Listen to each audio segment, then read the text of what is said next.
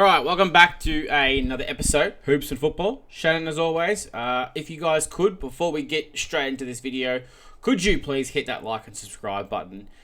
We are getting close to almost 400 subscribers, more like 350, but we are slowly working our way to the 500. That's the goal. But this is another what if video.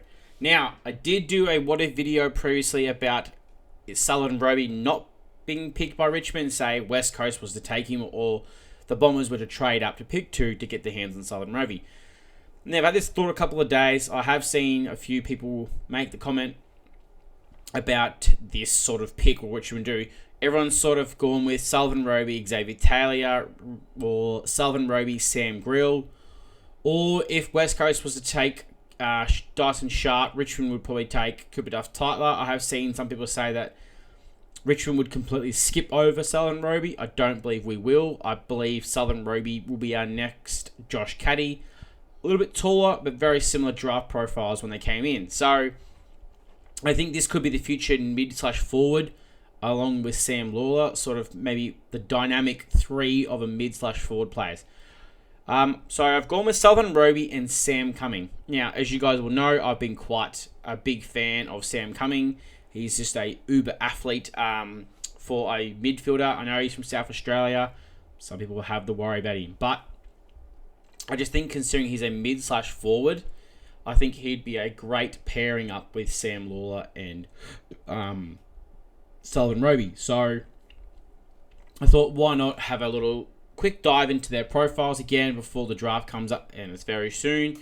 I've just really think that in this year's draft, I know everyone's going to say we need speed and it's Sam Grill. I think you can address that speed in 2026 draft and at the pick 38 we have. We can get Hunter Holmes. There's a lot of other. Sam Allen has been rated to be up quite the possibility of being there as well. So I'm not too worried about the speed. I think you can address that, or maybe we even have it better than we think. So I wanted to discuss a duo of Sam Cumming and Sullivan Roby. I think the pairing will be really well, considering they both can go forward and kick goals. Both have shown that they can do that as well.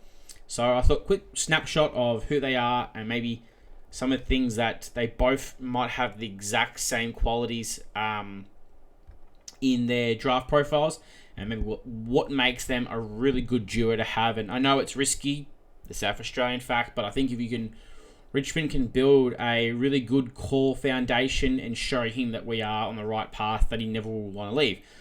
And a prime example of that is Shane Edwards, South Australian drafted, Alex Rance, a WA boy drafted, and they never wanted to leave and go home. So it does happen, and you can do it well. So quickly snapshot of Sam Cumming. He's 183 centimetres, so he's not quite as big. He's slightly smaller than Sam Lawler. Competitiveness, consistency, overhead marking, which is another great factor. He has power, scoreboard impact, and work rate. They say he needs to work on his kicking and outside game, but that's not a big issue for me. The fact is that he's a dual position player. He can go forward to kick goals. Can also go in the midfield and impact, and he's quite a nimble player. I won't say that he's a big body mid where he's a bit slower. I think he's got enough pace on him to sort of address that speed in the future for us as well. I think he can get a bit faster as well. And then Sullivan Roby, he says clean hands, mobility, physical, powerful, scoreboard impact, and size. Now, if you actually notice the 2 key words that I've actually said about both of them, they both have the scoreboard impact on their draft profiles, which I think is probably the best thing about them.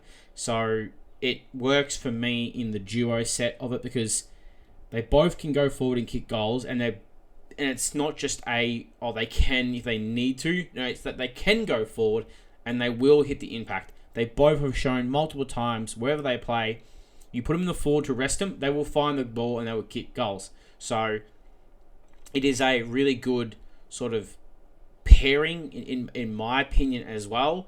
And the Sullivan Roby, everyone will go, he's a bit big, so he's a bit slow. But I think Sullivan Roby should be, if not, the next Josh Caddy for us as well. He is that big, tall midfield body, and I think Sullivan Roby will fill out a bit more as well. So he will be that Josh Caddy-esque where he can go down the forward, if your big talls are out injured, he can play that predominant tall forward as well. And they're both slightly taller than Sam Lawler and shorter than Sam Lawler. So the key in the heights isn't like one's too tall, one's too short. And I just think it's a great way for them to work as a duo in the team in as well, and they both can help each other out in the consistency of things that they need to improve on.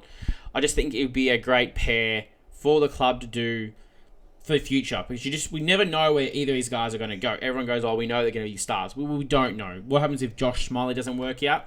Then you've got a replacement with Josh Smiley for that big body mid in Sullivan Robey as well. So it's sort of an insurance policy as well. And then for the end of it, it would be you've secured your future midfield/forward, and then in the coming years you can address the speed and maybe the back line and the ruckman, because you now know you've got your pairing of three mids that will play forward and rest forward and kick goals, but then also go in the middle and dominate as well. So let me know what you guys think in the comments below. Do you agree or do you disagree with the decision of maybe picking Roby at pick 3, which will obviously could be pick 5, 6, 7, 8, depends on all the bids.